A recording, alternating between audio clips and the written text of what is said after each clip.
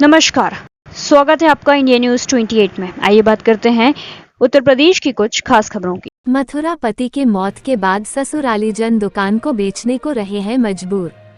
थाना कोतवाली के चौकी धौली प्याऊ का मामला प्रकाश में आया कि पति की मौत के बाद पीड़िता को ससुरालीजन कर रहे हैं परेशान। पीड़िता अधिकारियों के चक्कर लगा रही है। आपको बता कि पीड़िता धौली प्याऊ की रहने वाली नीतू है, जो उसके पति श्याम कुमार उर्फ बंशी समेत 7 जेठ और देवर नंद है। उसके सास और ससुर कुछ साल पहले उनकी मौत हो गई थी। इसी दौरान मेरे पति की 3 महीने पहले मौत हो चुकी है। अब मेरे ससुर ने मेरे बच्चों के लालन पोषण करने लिए ये दुकान दी थी। सभी को अलग अलग हिस्सा दे दिया है। तब भी मेरे देवर जेठ मेरी दुकान और मकान को बेचने का दबाव बना रहे हैं और आए दिन मेरे और बच्चों को जान से मारने की धमकी देते हैं। आए दिन ईंट और पत्थर बरसाते हैं। उनका वीडियो भी आप देख सकते हैं और पीड़िता की सुनिए वह क्या कहती है। मथुरा संवाददाता ब्रिजवीर सिंह जादौन की रिपोर्ट। नाम नीतू है। कहाँ की है रहने वाली? मैं धौली प्याऊ की हूँ, मेन बाजार की।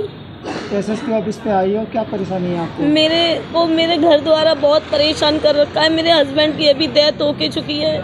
मेरे घर का मैं एक छोटी सी चाय की दुकान करती हूँ, उस अपने बच्चों का लालन पालन करती हूँ जैसे तैसे। लेकिन मेरे जेठ देवर है, वो मुझे रहने नहीं दे रहे। क्या कहते हैं? ये कह रहे हैं कि इस दुकान को खाली कर, हमें ये दुकान बेचनी है। अब बताओ मैं अपने बच्चों को लेके कहाँ जाऊँ? मेरे पे कोई आसरा नहीं है।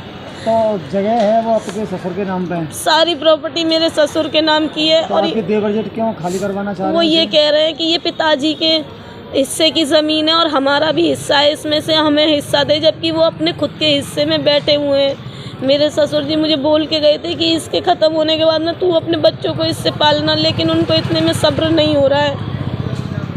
अभी आप केवल चाय की दुकान चलाकर ही बच्चों का पेट पालन जी, मैं अपनी चाय की दुकान से अपने बच्चों को पाल रही हूँ। पति को कितने दिन हुए खत्म मेरे हुए? पति को 26 जुलाई तीसरा महीना चल रहा है ख़त्म हुए। पति के 3 महीने खत्म होने के बाद भी परेशान करने लगे? जी अब वो घर से निकालना चाह रहे हैं? क्या जी, करना चाह रहे हैं? रोज की धमकी देते हैं, रोज की मार पिटाई करते हैं। मेरे पास वीडियोस भी है उस चीज़ की, जो मेरे सामान की तोड़ फोड़ करी है। उन लोगों ने बाहर फेंके हैं, रोज के ताले पत्थर मारते हैं।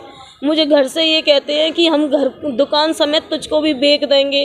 गलियों में, बाजार में, सब जगह मुझे बदनाम कर रखा है। तो पुलिस में आपने शिकायत करी? मैं हस्बैंड को लेकर के पहले भी आई थी यहाँ एसएसपी ऑफिस, लेकिन उन लोगों ने, बस पुलिस वालों ने थोड़ा सा धमकाया, लेकिन कोई उसके बाद में फिर कोई कार्रवाई नहीं करी इन लोगों ने। फिर मैं दोबारा अपने हस्बैंड की डेथ के बाद आई हूँ यहाँ पर।